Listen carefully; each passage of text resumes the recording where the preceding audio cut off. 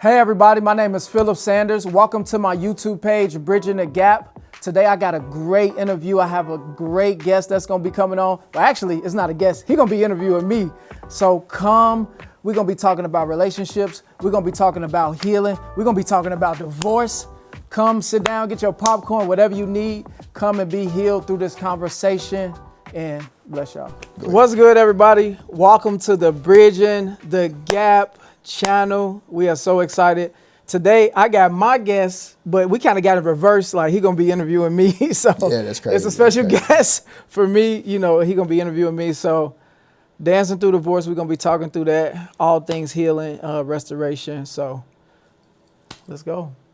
How y'all doing? First of all, my name is Daniel. And first, like, it's an honor, dude. Oh. It's an honor, like, really to be here. Like, he gave me a call like late last night, you know, and that's how he do. And that's one thing about him. He'll call you while you sleep and be like, I'm trying to do something. I need you to come. So yeah, I threw the baby off for me and I said, I gotta go. So, but no, it is really an honor to be here, to be a part of this journey and just doing life with you, bro. 100%. Like real talk. Wow. And really, like, we met. We went to church together, and I was part of the parking lot ministry. And I used to, you know, with guys, you know how we do, man. When guys see each other, we walk by each other, and then we may say, "What's up?" What's up? But we, you know, measuring, trying to see. Measuring. Sometimes we don't even talk. We just walk by each other and notice, oh, I see him, and that's how. That's almost somewhat what it was. But then, like, one day we just spoke, like, "What's up, man?" And I don't know. Like, you may remember, I don't even remember how we really, like, how did that even happen? Connect, yeah. So I remember you had dreads at the time. You and your wife. You're right. And Jazz, who I call my sis now, she had dreads too. Yeah. I think at the time, both of y'all. Both hoodlums. And both thugs. We came. I remember Jazz being from Chicago. That's one of the things that kind of stood out. For sure. And then you being from Memphis. Got you. Immediately, I know we was talking about this. It felt like a connection immediately, which was dope. 100%. So yeah, we met. I think I was about to say a name, but I was working with one of the guys that was working there, and then we was just needing some help with some stuff, and you just immediately came in helping. Got you. And so then another time we was there and we was talking, and then we just connected, and from there met the kids, like, met the kids, and it was from that point on, we were like, I was fat during that time. I was overweight. During I was like, yeah. Huh? Yeah, no, I'm saying, but no, it's crazy. No, it's crazy because even when I sometimes you don't really think about it. You know, like I didn't know that he was overweight until you said it later on. No, for real. I didn't know it until one time when you said it, and then I went on Facebook. He was. Yeah, I was big. I was probably I was like, the biggest I got was like 275. We're going to get into why I was that big, but yes. Dang, I ain't know 275. That's crazy. 270. That's great. But you didn't look like it though. And I guess I just don't remember that. So you know, but with me, my weight fluctuate all the time. Yeah. You know what I'm saying? I'm be 170 one day and now I'm in the twos myself. Myself. You know, so right, you don't gotta wow it like that. But no, it happens. But no, we go up and down. And mine happened because of, you know, having a baby and all this other stuff. Yeah, no, but no, so I know that when I did meet you, you were you in a relationship then? I was married during that time. Got you. Yeah. And I know somewhere down the line, and how long was y'all married? We was married 11 years on paper. That year we met 2022, I think. I want to say Yeah, that was year I believe 11. Yeah. So 2022. This is 2026 right now. Yeah. Okay. Yes, I met you that year because that was the year one of my brothers died, and that was the year. Yeah. Yes, and which was so dope is that we can kind of get into that a little bit, but my brother died during that time, and he was one of the ones that I was really, really close with, and it was so dope that it was almost as if, of course, you can't replace nobody, but God put somebody just that I can have that type of relationship with. And I met you that same year, which was crazy, you know, which was a blessing. Yeah. But yeah, that was a year. And so we was at that time, 11 years married. 11 years. 11 years married with 3 kids. Now, did y'all meet here in Georgia, or did y'all met We met, somewhere? so we met in Indiana. I was living in Indiana at the time, probably like, I'm originally from Chicago. Gotcha. So I was it's probably like 2.5, 3 hours from Chicago where we were living at the time. It was in Indiana. And yep, we met there. I think I was 20 years old when I met her and How old got are you married. now? But wow, You know, I I'm want to be 30. like, dang! I'm 30 something now. He's in his 30s. I'm in my 30s right now. But no, by the grace of God, I mean, I'm excited. I'm 35. I'll be actually my birthday coming up here. But you don't look hopefully. 35 though. That's a blessing. I'm saying that. Yeah. Y'all may say, y'all may be like, Don't no, worry he about look. that. Only thing that matters. So No, yeah. y'all met around your 20s, and then when did y'all move to Georgia? What year and age were you around? So we moved to Georgia 2019. Okay. And we was coming off a very, very, very hard time because right before my oldest daughter, her name is Serenity, who you know and love, that's what's so dope about this interview, that he has such a good relationship with my kids. I don't know, we're going to get into all that stuff. We can get into it. Yeah, so my oldest daughter, at the time, right before she turned 6 years old, we found out that she had cancer. So this was in December. This was also we had a really rough year that whole year. So December, we found out she had cancer. Right before her birthday was the 27th. I think around the 17th of December, we found out she had cancer. And she was about at stage 4. So she was pretty far along into it. Yeah, she was. You know, so it just came and it was just like devastating almost. Because at this time I was walking with God and I had a relationship with him. And I've been able to kind of like flow through life. And, you know, I had a lot of traumas from my childhood. So I've been able to kind of laugh and joke through life for the most part. Yeah, for sure. But this came and this kind of really rocked my relationship. I won't say rocked my relationship with God, but it had to be like, oh, God, you either real or not. Yeah. So it was no more just fake going to church and, you know, just kind of going along with things the way I was prior.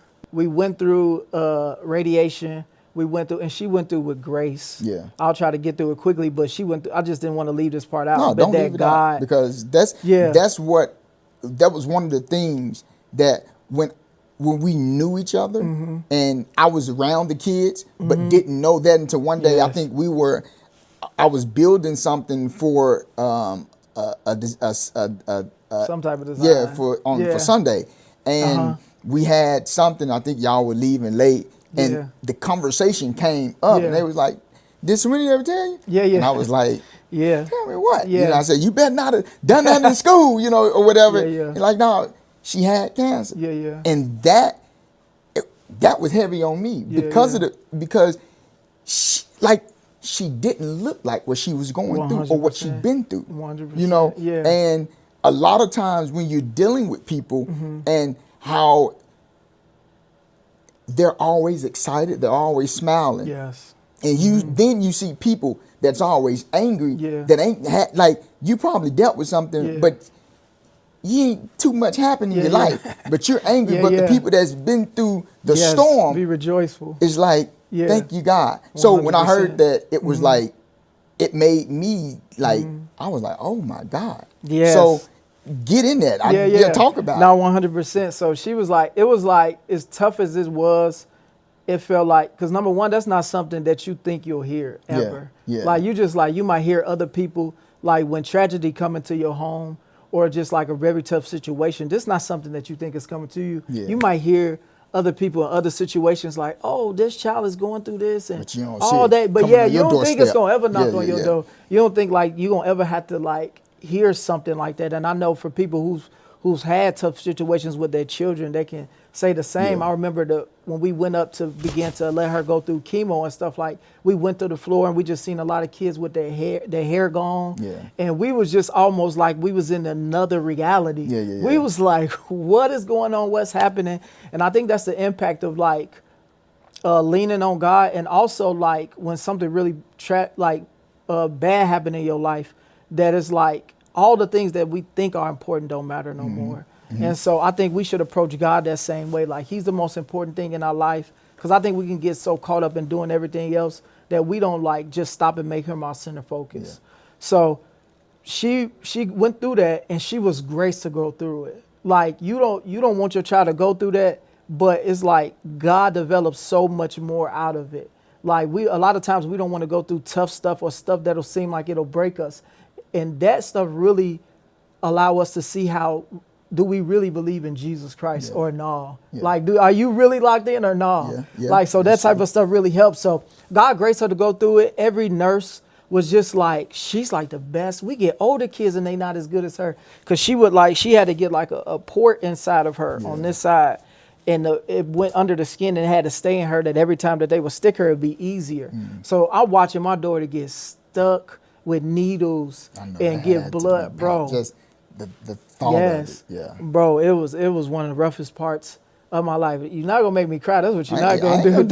Y'all done tricked me with this interview. If I can get in that, no, I ain't gonna do it. No, for sure. But I'm just like, just seeing her, she went through all of that radiation. I watched her lose her hair. We shaved her hair, did those type of things with her. But watching her navigate school and watching her navigate all of that stuff, but knowing that God was the one that was keeping her, not me. As much as I want to be there for her, I'm gonna do what I can do. But it's like, this is a God assignment because it's his child. And I know like we can try to step in and be, this superhero, but we have limitations. And there's only some things God can do. Also knowing that God got her through it, a lot of times with children and babies and things like that, and people, whatever the age is, when you don't react a certain way, it helps us get through life. Come on, you know what I'm saying? So if you're at home crying and fussing and worrying, every time she go to the hospital, she's gonna be nervous. 100%. So for God to carry you all through it as well, because you have to have strength to be there. Because I just had a child, so I was in the delivery room, and just the things that happened in that, it wasn't normal. Right. And again, I'm saying it wasn't normal because I've had two people that have had children that was in there too. That was like, I'm in there fussing at the doctors. And my mama had to be like, baby, just calm down. You know what I'm saying? Because I'm yelling at them because my wife is yelling, telling y'all this, that, and the third. And and I was getting emotional because I'm like, she going through pain. And y'all acting like it's okay. It's okay. And I'm saying that to say, just seeing her having tubes and things, like just watching that. And you just like, for her to be so strong. It sometimes seeing other people being strong in a storm make you be like, dang, how could you make it? So I definitely get that. How okay, so you can finish what you were saying about the cancer, because my next question to you was, what caused everything? So I'll try to get through it, but man, we just kind of resting right there. So I'm just like, whatever nuggets people need to get. So she began to go through radiation, chemo, was very, very graced to go through everything. God really graced her. So she was doing that. So she got diagnosed in December. She began to go through radiation, chemo, and by August, she was totally healed from cancer. So God like turned it around just like that. Give me them dates. Say that again. December. It's from December, and then August of the next year. Wow. So it's like 9 months. 9 months. Oh, I'm just thinking about that now, like a 9-month process. And during it, my youngest daughter, Liliana, my kid's mom, was pregnant with her at the time. So Liliana's birthday is August 16th. August 16th. And then Serenity, Make sure you get the kid. I want y'all to know. I'm gonna let you know. I'm gonna let your daddy know your birthday. You just don't know it doing the interview. I'll try not to look at the woman of God in the back because I know she want to tell me these dates. But I love you, kids. So Liliana's birthday is August 13th. And Serenity was rung the bell to be cancer-free August 16th. So it's like Lily's birthday goes with the amount of years that Serenity was been free from cancer. Her birthday literally goes with the years, like right on point. Like she was born And 3 days later, Serenity rung the bell saying that she was cancer free. Okay. So her life is a testament of what God did, as like God was also developing Serenity. So yes. Ask your question, sir. Ask a good sir. What you got? Now, a lot of people may not know.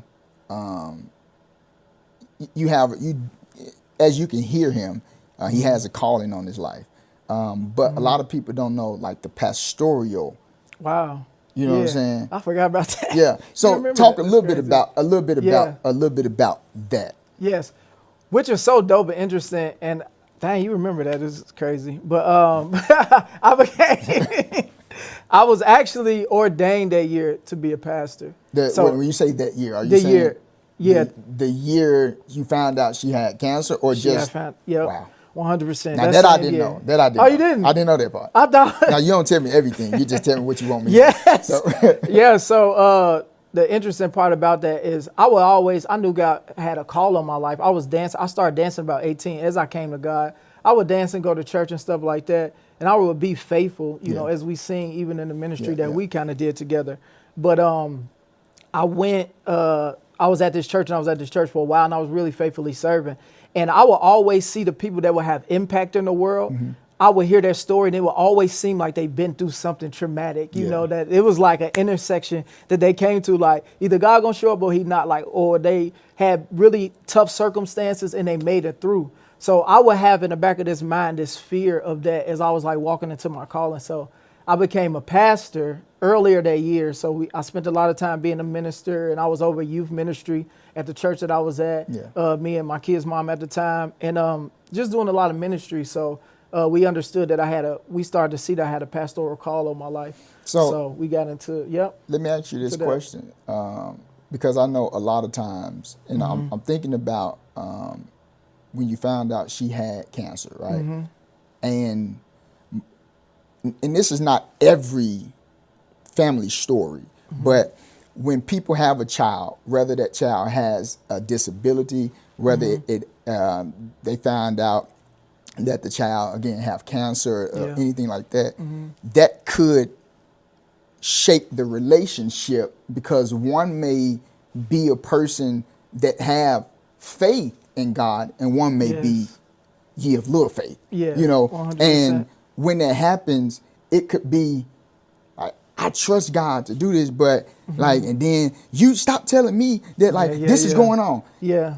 How did any of that happen in your marriage? Because I'm thinking about being ordained. So, and that's a thing of its own. Yeah. Like you're studying, you're trying to learn, you're walking in your calling. Then on the opposite end, you have a child that's diagnosed with cancer. And then you have the emotions that's going on in the family. Oh my goodness. And then you're trying to figure out, I need to be there for my wife. I need to be here for my daughter, and I want to be here for the other siblings. 100%. How, like, and that could, not just for you, but on her end too, could have, it weighs heavy on you. Oh, for sure. Did any of finding out that she had cancer put strain on the marriage? So I do believe that God kind of graced us to go through that season, because we made it a while after that, you know. So I think all of that always goes into effect. A lot of times when people go through traumatic situations like that, it do put stress on the marriage. So either something like that can bind you closer together, or it can rip you apart. And we was able to, during that time of tragedy, like, or a tough time, I won't say tragedy, because she made it through. During that time, we was able to be like, okay, we got a singular mission to get this child healthy. And we kind of just like linked arms and went about that journey. We kind of, connected. You was locked in. Yes. Okay. So it didn't disrupt us, but you know, I was also like a man of faith still. Yeah. So it's like we going through this process, but we believe in God, and he showed up. So what was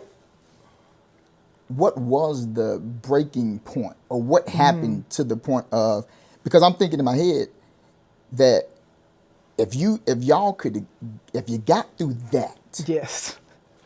Yeah. You know what I'm saying? No, like, for sure. That's tough. That is very because tough. That is really a fight of I'm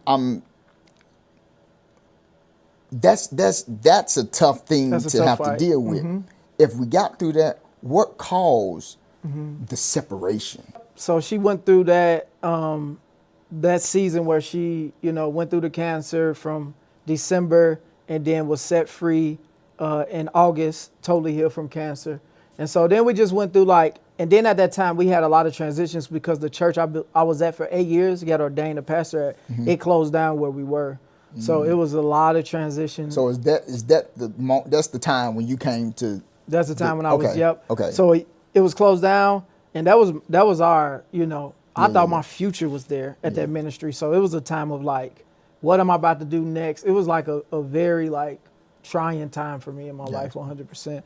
So that was 2018. That's when Lily was born. So a year later, 2000, your friend Lily. Yeah, friend Lily. Yeah, 2019. So almost a year later, we moved here July. So PJ was already born. He was probably young. He was young. During the time she doing. Yes, yeah. Okay. Our pastors at that time would take PJ when we had to be in the hospital for Serenity. because we didn't get into all that stuff, but it was 9 months, but it was a journey. Yeah, we would be at the hospital. If she got a fever, we would have to go to the hospital. It wasn't just like a normal, you just give them medicine. We had to go to a hospital. And another thing, this is where Serenity also developed her relationship with God. When she would tell me what God, she would be like, oh, I just was talking to God like a casual relationship. Hey, real quick, so I need to say this too. So at our previous church, they had I think it was intercessory prayer or something like that. And my wife and I, again, we was serving, doing something for a Sunday's experience, and Serenity comes out of the church, out of the sanctuary, and me and my wife was standing on the wall talking and going over the design that we wanted to put and build. And Serenity came in front of my wife because she seen us talking through the little windows. You have double doors and then you have the skinny window. So she seen us talking there, walked in front of my wife and said, when I was praying, I seen a vision and it was a baby in your belly. This was before we had. That was a long This time. was before we had the baby. Yeah. And sure. At first I was like, but then I was like, yeah. God will use the foolish things to confirm. Man, listen. You know what I'm saying? saying? I would always try to listen to them. All the, by the grace of God, all of them are prophetic. Very much. She would tell me stuff. I would be like, wait a minute. Yeah. But that was developed out of that hardship. She had to lean on him. So I know it'd be tough stuff that be going on, and we be wanting to protect our kids from everything, but God might be using something to develop something inside that child. So sure. she learned how to talk to God during that season, and still talk to him, Even to this now. day, which is so dope. Yeah, she's 14, so she don't be letting me know everything. Keep So after that we moved down here. 2019 was looking for a church, it was a really, really interesting time because then things began to slow down in life. Was she a pastor too, or just you? She wasn't no pastor. Gotcha. She was, just serving with me though. Gotcha, okay. When I was over the youth ministry, y'all were she both was serving heavy with in me. church at the time. We was both heavy in church. We was second. We was second in charge, so to say. Gotcha. We would have the key to the church. We would go. If anything needed to be done, we would go. Do it. Yeah, just serving God's house. Gotcha. And so that church closed down. Once that church closed down, what was going on between the gap period of the church closing down and you all? I don't know if y'all joined the church then that we met at, but once the church closed down and y'all coming and visiting that church, what was going on in the gap? Yeah. So we was we was also serving a lot at that church. So we was just we need a break too. So we just kind of took a year off, but we would visit, this church. We were still in Indianapolis. So during that time we would visit a church. 2019 we came here and we was kind of visiting. I was visiting Life Center at the time. So I thought I was about to join there. The church that closed down, what was that church at? It was in Indiana. And you would come here and... No, I wasn't. Yeah, no. You weren't. I thought you were saying you was traveling. Oh, back and forth. No, we did have to travel for Serenity to, for her But appointments. I thought you were yeah. saying the church that I Yeah, met going you back at, you there. were traveling. I'm like, No. oh yeah, that's good. No, that's my fault. God But gonna let you in heaven. I'm like, I don't care what you do. If you want a ticket to heaven, you travel 8 hours and you go to church. All right, we cleared that up. But okay, so Yeah. So go this is ahead. when we moved to Georgia. So during that year before we moved to Georgia, we was visiting the churches in Indiana. Really wasn't finding nowhere. So 2019 we came to Georgia. I was visiting Life Center, and I actually set out to join there, but then the pandemic happened, and then I ended up going to the church at the time. I don't know if I was actually kind of visiting at first, and I was just like, man, this kind of dope, And I didn't really know if God wanted me there. At that point, I was just wanting to be wherever He wanted me to be. So the pandemic happened. I started going there, and it was just a blessing to me after that. I began to meet so many. I was really met with the love of God there. Gotcha. Like, that's what was so impactful to me. That the people that I would meet was like genuine, good, gifted anointed people. Yeah. But most of all, what stood out to me was the love that people was showing.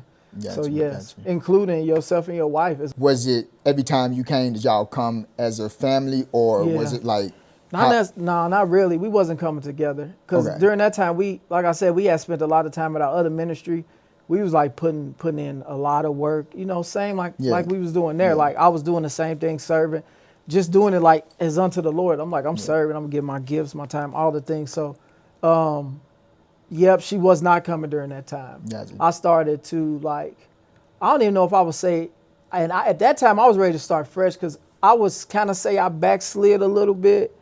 Like I would I was drinking a little bit more, like to kind of suppress pain and stuff like that. I just wasn't intentional in prayer. Like some of those things, just having a little silly stuff happen that I just felt like I was past. Do you think that she didn't come because when you served so much at the previous church before that church, it's like, number one, maybe trying to either, depending on what happened, healing, or it could have just been just like, I don't want to go to church again because I feel like if I go, I'm going to end up having to serve and end up doing the same thing. Probably stuff like and that. For you, it was more so like, I don't mind doing it. Yeah. Cause did you I wasn't trying to serve right away. I was trying to just get refreshed. Now that I'm thinking about it, my time serving, my time just kind of chilling was small. Okay. Like I chilled for a little bit, and then, we needed people. So I started hopping in while I could, serving, but then we would kind of come in afterwards and kind of get some worship and stuff like that. How do we get from the beating cancer, fighting with that, going through whatever situation your previous church, while they closed down, to you coming to this church, to somewhere down the line while you're at the church, with going through a divorce? Right. So I think we always had in the back of my mind, I would feel like we wasn't going the same direction, because she wouldn't really want to come to church like that. Later on she told me she was just coming because of me, or serving in the capacity. I won't put words in her mouth. And I don't know where she is now in life as far as ministry and God and things like that. But at this time, this is what she was saying. She was coming because, that was the vision that God had gave me, that I was going to be in leadership. Supporting you. And so I kind of felt like we was on different paths, but I was just like, I'm going to pray her through this. Let me let you know one thing. I know what you feel. While she sleep, you in the God, you change her mind. She like, man, he keep doing it. Yes. So that was something big that I realized during that time, that you cannot change people. Yeah. You can pray for people. You can desire that God change stuff about them, but God is the only one that can really change your heart or shift somebody. Yeah. And it got to be for their own will too. Yeah, I was just going to say, but a lot of times they got to want to change. Because they'll push against it. God turns some people over to a reprobate mind because of their own free will. You can keep, so us being humans, we're not going to be able to change people's mind about what they want to do in the direction that they want to head. So we just kept having that, those type of things happen where we just realized we was on two different paths. and I knew God was calling me to that. So we would have a lot of issues, but during the pandemic, as we was here, because we came in 2019, 2020, it was apparent that we was not even like friends, that we was like, did not like each other company, and not just on my side, she didn't either. And which was that's a big deal. That's not the only thing that like breaks a covenant. But if you can't just be nice to somebody, then that's a big deal. And speaking of the pandemic, before I go to my next question in a minute, one thing that I've learned about the pandemic was when the pandemic hit, that really showed couples how much we're here for each other. Because before the pandemic, you had so much that you could do. You know what I'm saying? Like you could go to the gym, you could do this, you could do that. And you didn't understand how much you were doing sometimes to not be around a person until everything was shut down and I have to be in the house with you and you don't talk. It's silent in the house and you're like, wait a minute, it's a lot of noise. But we made noise because I didn't want to be bothered. So 100%. The pandemic really either made relationships closer and we bonded or it broke us apart. 100%. And do you feel like somewhere with that, when that pandemic hit, that's where y'all were? Yeah, I feel like it just shined the lights on the stuff that was already there. I feel like it just shined the lights on the stuff that we was like putting under the rug or just sweeping away to another time. It just kind of shined the lights on the flaws that we had.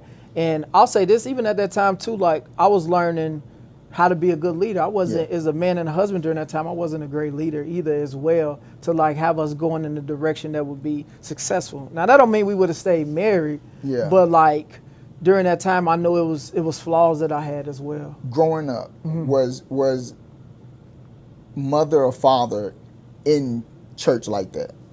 So when I grew up, I got raised by my grandma. So my mom raised me to an extent, but not, she was there.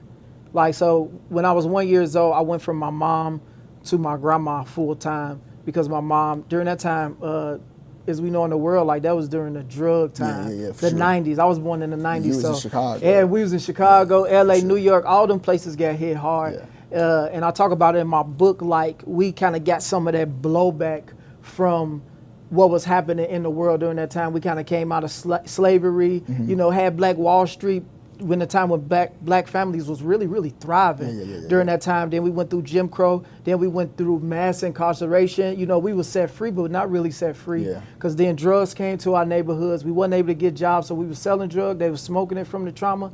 And that stuff hit my family too, just like a lot of people in our neighborhoods. Do you think in your childhood, growing up, was anything that in relationship-wise shaped you? Oh, yeah. What would that be? For sure. Abandonment. Gotcha. So my mom, because of that, you know, I felt like she was choosing like all of these other things except for me because my grandma had me and then my grandma was abusive. So not just the abusive, just like you getting whoopings. Like my grandma abused me, punch in the face, break plates over my head, choke me out.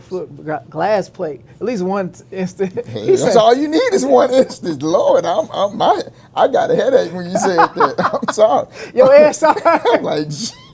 You know, I started thinking about the cartoon when they hit him in the head and that bit long. That is wow. I'm sorry to hear that. That's not funny, y'all. It's not funny. This is my story. I'm laughing because this is my story. Yeah, but I'm sorry to hear that. So if you did with it, I'm sorry. Like real talk. That's not good. This as far as my story though. Yes. Glass plates. Glass plate, like foot on neck, like she was abusing us. And who was this? This was my grandma who took custody of us. And so I'm always grateful that, you know, she took me and my brother and kept us together during that time. Wait, do you think she was doing that? It's hard to say because it's like none of it was right to do. No, but, for sure. You know, in Chicago, again, because my wife from Chicago, you from Chicago, and me knowing a little bit of your background being in Chicago, which we won't have to talk about that unless you decided to.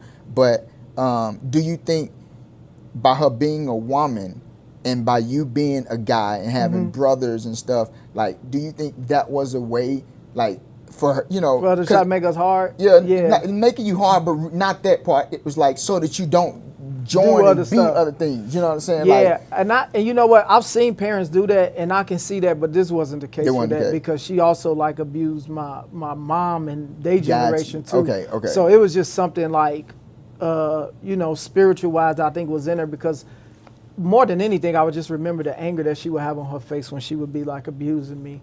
So, probably something demonic 100%.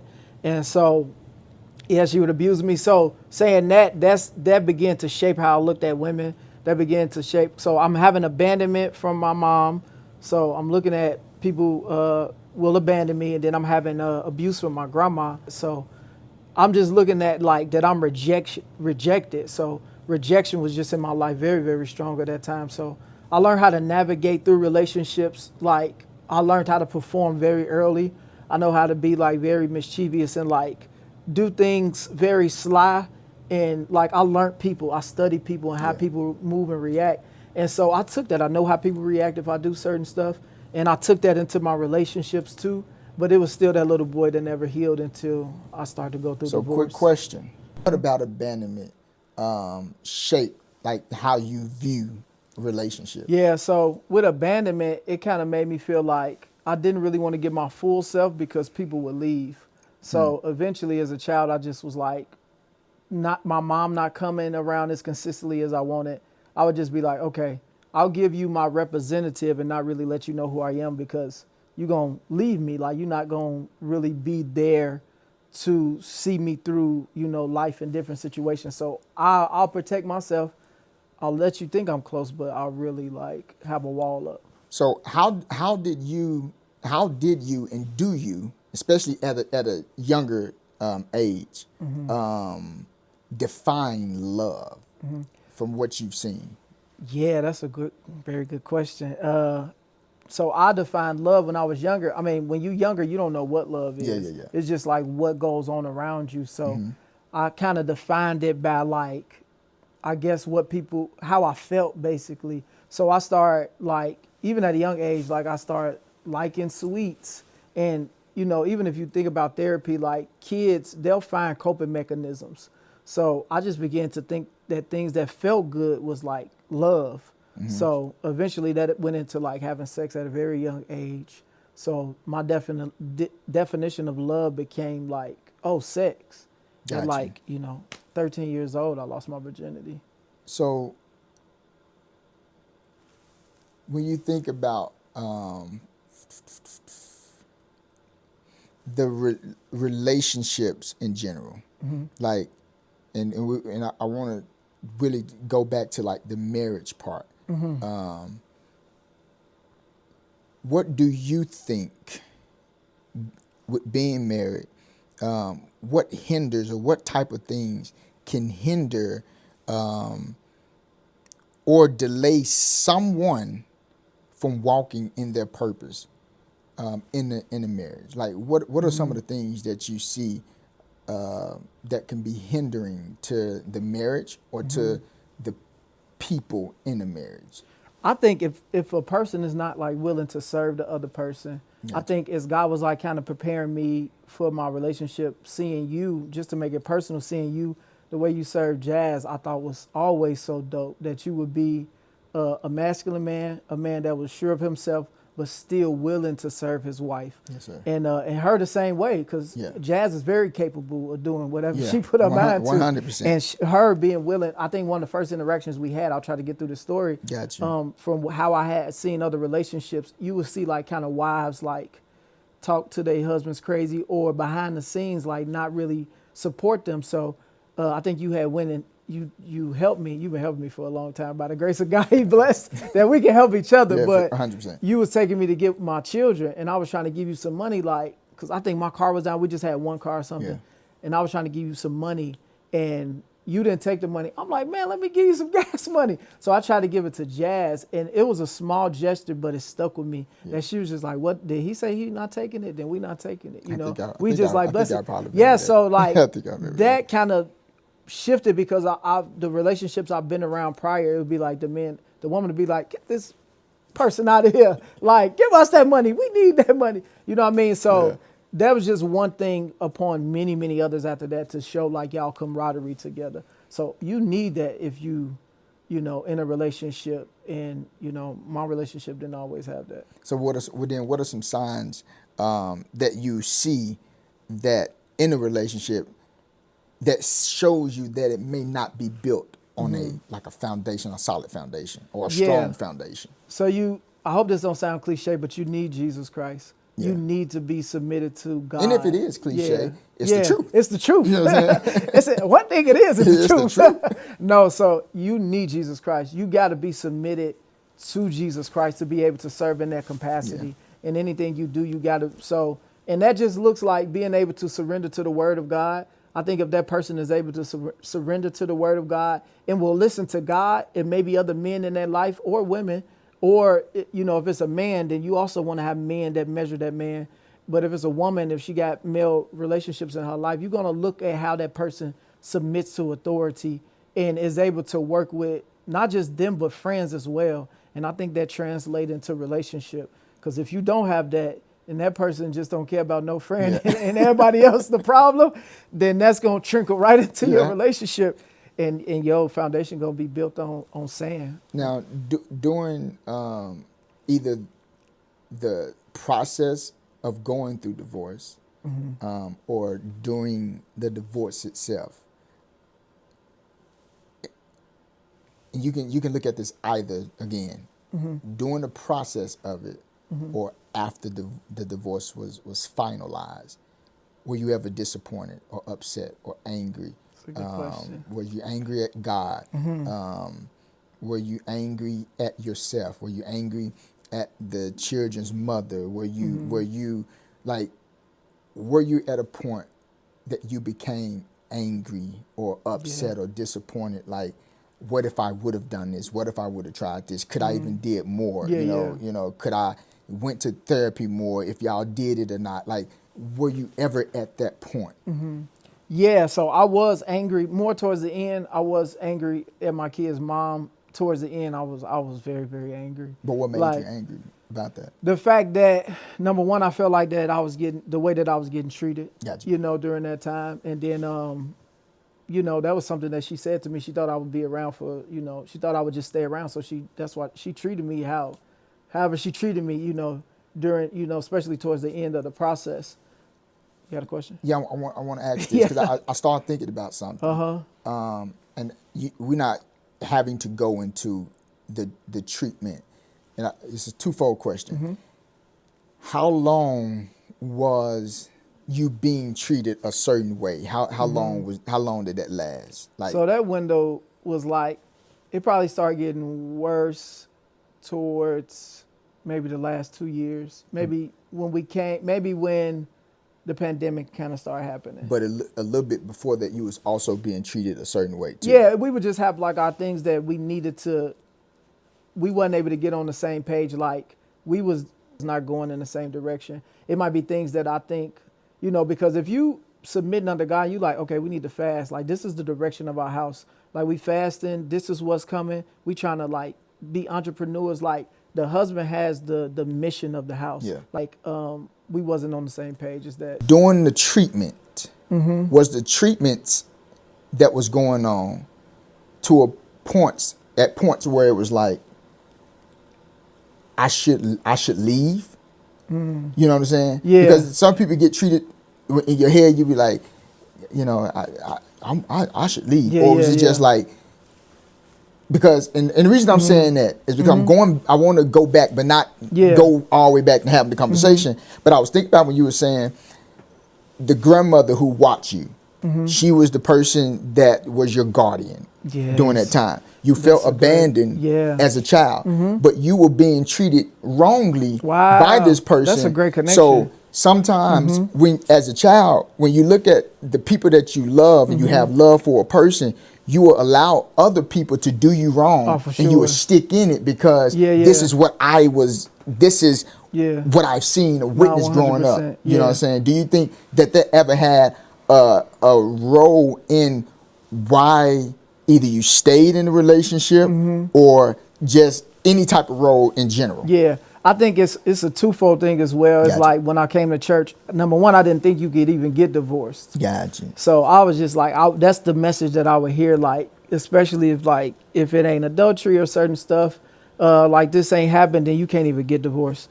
So even with some abuse situations, you would hear people like, you just need to separate. You can't, that's a whole nother podcast. Yeah. But that did have something to do with, as I began to heal, I realized that basically I married somebody that was like very similar to how my grandma was. Gotcha. Like how she would show affection. Like my grandma wasn't very, she didn't show a lot of affection. She would just get straight to the point. I really remember her like even hugging us. Yeah. So there was a lot of similarities in that. And I've heard like you can try to heal people from your childhood by the people that you might get in relationship with. So how did you process your emotions and your spirituality after the divorce? Like how was that? And you can either say going through the divorce, because even going through a divorce, it's a battle with the people or the person that you're divorcing sometimes. So how did you deal with like your mental, your physical and your spiritual like emotions during It was that time? literally the hardest thing I probably ever done in my life. Literally, like no exaggeration. I was like, so going through it is like, and going through it is death. Yeah. Like when you coming out of a covenant, you're dying if you're doing it the right way. Like I know some people just get in other relationships, but it was hard. I started to understand like that I needed to address things from my past, and as much as I was like in relationship with God, I began to get to know him. Job said, it's in Job 42. It's at the end of it. After Job went through all of that, he talked about how he knew, like he heard about God through other people, but now after everything, he knew God for himself. And so that's the same experience that I had. That after I went through all of that, like I heard about God and knew all these great things about him, and we fast and praying, but it's like in my brokenness, I began to know him. Like, oh, this is who you are. This is how you feel about us. This is how you cared about me. He began to show me like him being there in my life. A lot of things that I would hide and not deal with, he started bringing up, well, he eventually brought, some of those things up, especially not feeling loved. Yeah. So he brought that up and just began to show me like how he was there during all of that time. This is one of the hardest things that people deal with. One of the hardest things that people do doing hurt is forgiveness. How did you find it in your heart to forgive? Yikes. How long do you think it took to forgive? And although I know forgiveness is a thing that you have to constantly do, was it like, do you feel like, man, like every day? Because I know you. I know you. So like, how was how did you find it? What was like, how did the forgiveness, how did that go for you? How did it happen? So I do have a chapter in my book called Forgive, Forgive, Forgive, because it's a continuous, like, you got to keep on forgiving. Forgive. It's like, you got to keep on forgiving because, and number one, you can think you forgave somebody and still be holding something in your heart. Like you can say it out your mouth, but it not be true. Like the Bible talks about, like how, we can, basically honor the Lord with our lips, but our hearts be far from it. So you can say, I forgive that person, but your heart really don't forgive them. Yeah. So I would like start to ask the Lord, like, help me to forgive this person. And we kind of talked about this in our own time, but like praying for that person. Yeah. You gotta, and I'm talking about real prayer, like really pray for that person. Really like be like, Lord, help them, like similar to how you may pray for yourself, because if not, like, you don't want to. Number one, the Bible tells us that if we don't forgive other people their trespasses, then he won't forgive us for ours. Yeah, that's in Matthew, I think. It's in one of the Gospels. One of the Gospels. Y'all got the Bible now. Matthew 6. So it's so like strong and so like apparent that we have to forgive. And it's a process, because also with that, like, this is somebody who I have children with. So it's like, you got to keep forgiving. And probably her with me too. She probably like, stuff you do, I don't like either. Yeah. So like, but I think ain't nothing, nobody, anything is worth like God not forgiving me for. Have she forgave you? Because the reason I say that is because I know a lot of people who have wronged people, right? And their thing is, they will forgive and say, I'm sorry. I don't want to really call that forgiveness, but they'll tell the people that stayed with them, I'm sorry that I did you this way. Yeah. But the hardest part is to tell the people that walked away from you, Yikes. I'm sorry to you. You know what I'm saying? Yeah. And that for me is true forgiveness, when you can go to the people that left you and say, you didn't leave me for no reason. You left me for a reason that I caused. So I want to tell you I'm sorry. So did she ever call or text and say, I'm sorry, I forgive you for what, was that a mutual thing on both ends? Nope, we didn't. I didn't have that. I didn't have that on my side, no. I'm trying not to laugh because this is my brother, y'all. So immediately he be picking the wrong time. The times I want to be serious, because I'm like, I really want to know, did he get a forgiveness? She did not, and there's no knock on her. I know, so no, she didn't. She didn't. Is that something that you felt like you needed? Yeah, I don't feel like I need that. Like honestly. I feel like if I'm right with God, because when I'm asking God, I'm continuously praying, keep my heart clean, wash my heart from it, because it's not something you could just do on yourself. Forgiveness is hard, especially when you might still be going through stuff with that person. I've been, even after the divorce, it's been very trying stuff that we would still go through because we got kids together. And I guess so, if you forgave the person, that's all that matters. Yeah. For as far as me, since you forgave, you forgave her, so that all that's all, because you can't trust the person to call you to forgive. But you did your part, so that's it. Do your part. Gotcha. Because if you wait on them to forgive you, you might never get that call. Yeah, you might never get that bad boy, and you're gonna be sitting there waiting. If you're waiting on forgiveness, you may from somebody else, you may never get it. So it's easier for you just to say, I forgive them, and continue to seek out the God and ask God to restore your heart. Yes. So that you don't have a heart just hardened towards people or towards them. Because if you don't do that, you'll end up, every person that you see, every relationship that you get in, you're going to always compare or think that this person would do you the same, because forgiveness has not, so. Yeah. And forgiveness also too makes you submit. Yeah. You got to submit to God's word, and it make you more like Jesus Christ. Everything that he do to sharpen us makes us more like him. So I remember even as we started to divorce, I was very angry, like we were saying, and God was just like, do not fight dirty. Yeah. Through the process. Cause I was starting to, most of the marriage, I would try to keep my hands clean. If I would do something wrong, I would ask for forgiveness. Yeah. But towards the end, and we was going through divorce, I started, just taking little jabs, and God was like, just do not fight dirty. And that stayed with me even into now. It will be times where that flesh will start creeping on over there.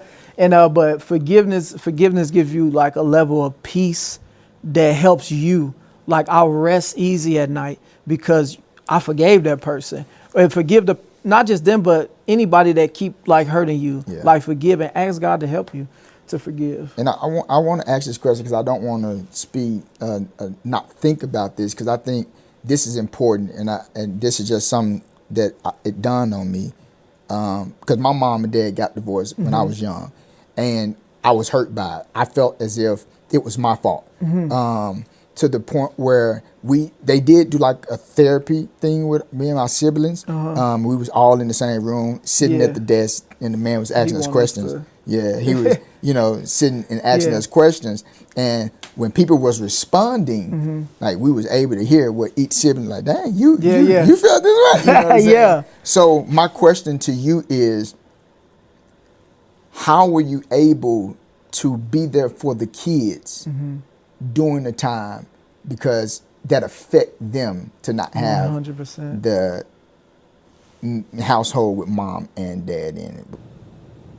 My oldest daughter, I remember driving with her and just kind of being asking her through it. So number one, just to be frank, the Holy Spirit was just leading me on how to raise my kids. I shared a video about this not too long ago. I had to learn how to start depending on him. But my daughter, I remember breaking down one time. She was breaking down, just saying she felt like it was her fault. And I just, for some reason, had no idea that she was carrying that weight. Yeah. So goes back to feel like her dealing with cancer when she was younger, like she just learned how to like carry burdens. And so I've been intentional about like making sure that she know that she's not carrying that burden. It's not her fault, and she's not the reason it's happening. Gotcha. And so just trying to do that and be consistent with my other kids as well. They haven't maybe in that way shown like that they struggle, but it was an adjustment for them all. It was an adjustment for everybody 100%.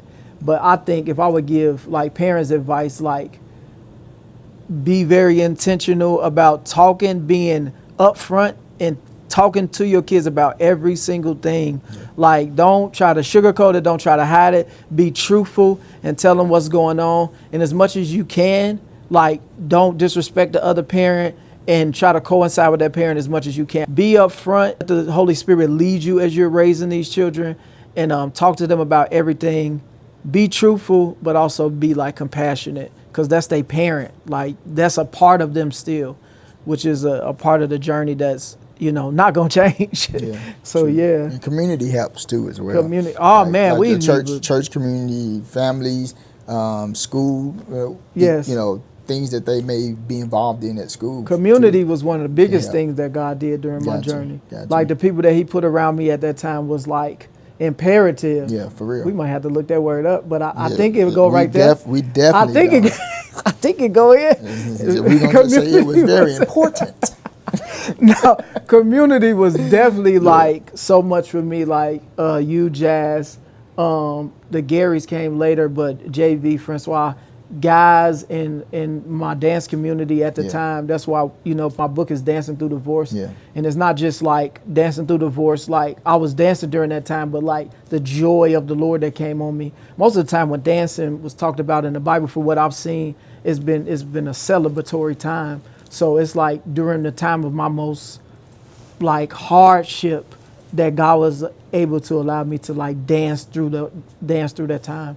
You know, some people, if they didn't know, they wouldn't even know I was going through divorce. Yeah, now a lot of So, people, community. a lot of people didn't. Yes, Like- community was so important. Get you some people that love God. Get you some people. Now I'm talking to the people, because this is get you some people that love God and will be there for you and will get down in the mud with you. Yeah. Like people, when you go through life, you see who really got your back, and God will send those people. So pray for them people. The people that leave, let them go. And the people that God sent for you, He will have them there, and them the people that God will use to help you walk through those things. God used those relationships to help me see love in a different way. That like love is not just talk, love is not just coming to church, but love is I'll be there with you. We probably talked about the same thing over and over again, but He still listen to the same thing. I might be inconvenienced for you. Like that's what love is, and that shows up in your time of need, and not people that'll bring it up later on. Yeah. You gotta find people with good hearts, and it's hard to find. I know it is, but pray and ask that God send you those people, and as He begin to show you the people that go away, let them go. You know it's gonna be tough, but He'll help you through each process. So you need good community. Do not try to do this walk alone, period. But definitely not going through something like divorce.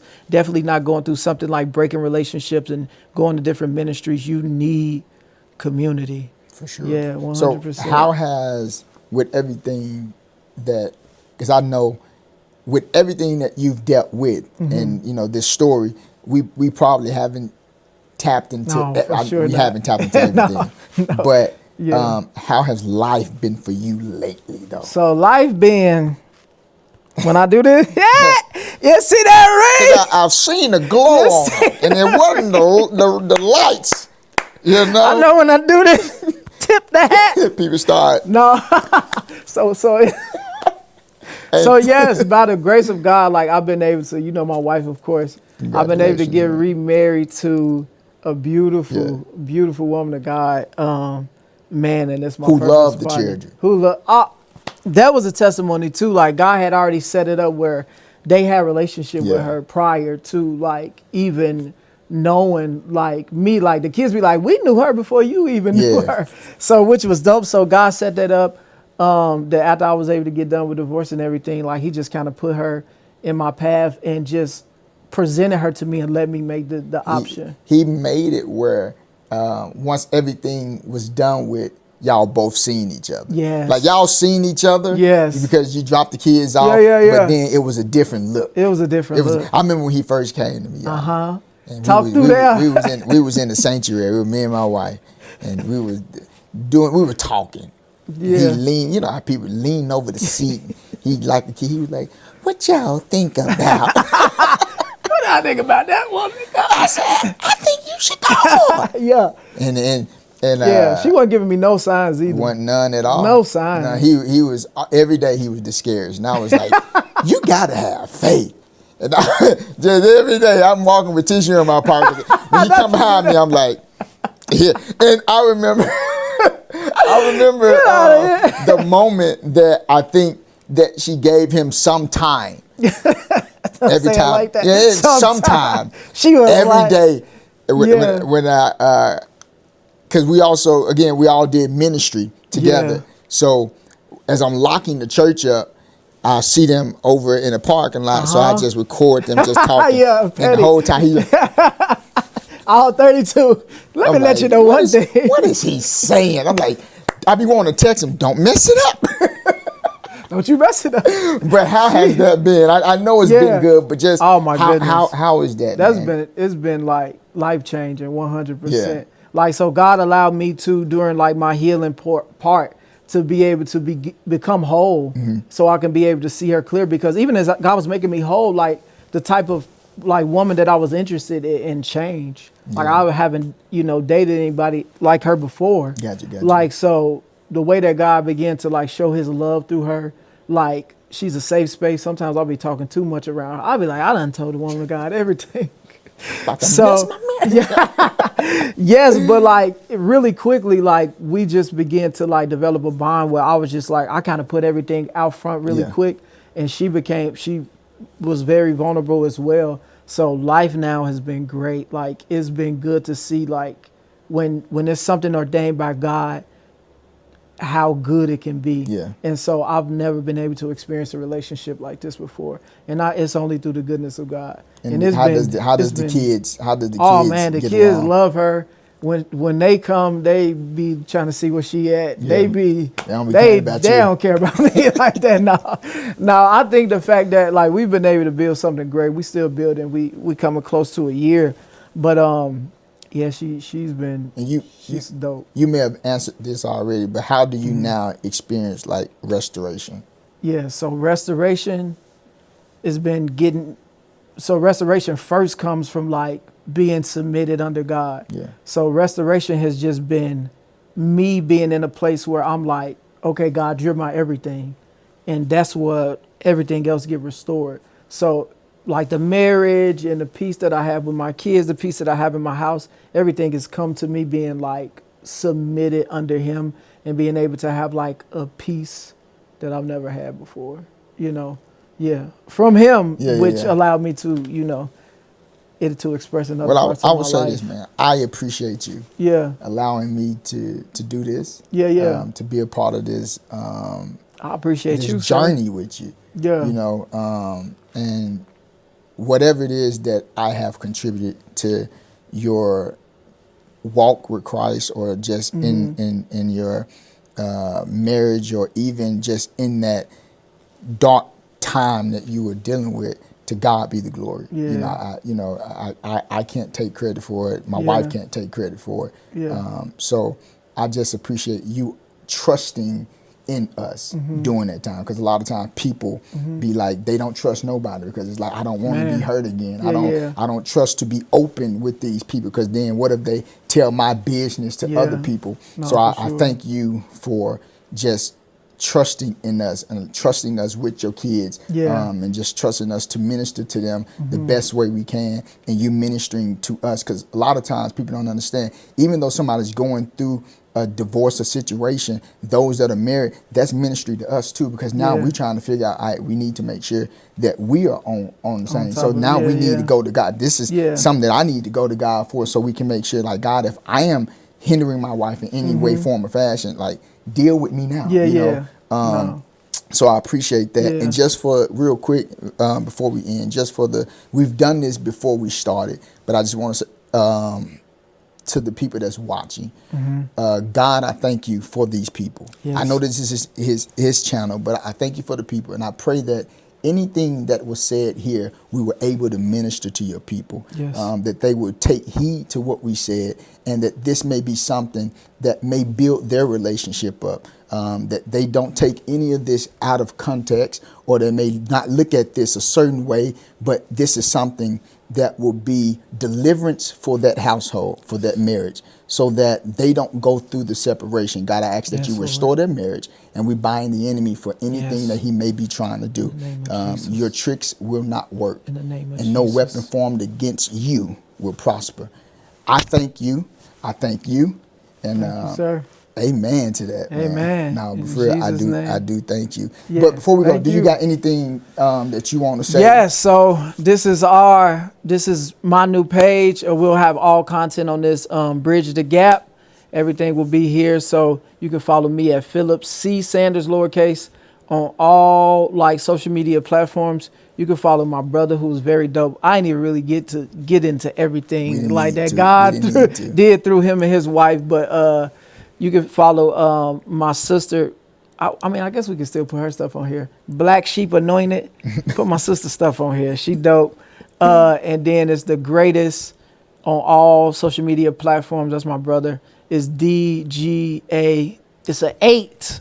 Then Yeah. it's a ST. Yeah. Yeah, so the greatest. We'll put all that on there. Definitely follow them. God is doing something great in their lives. I can't wait for y'all to see what he really doing with them. So these are some gifted, not just gifted, but anointed, humble people.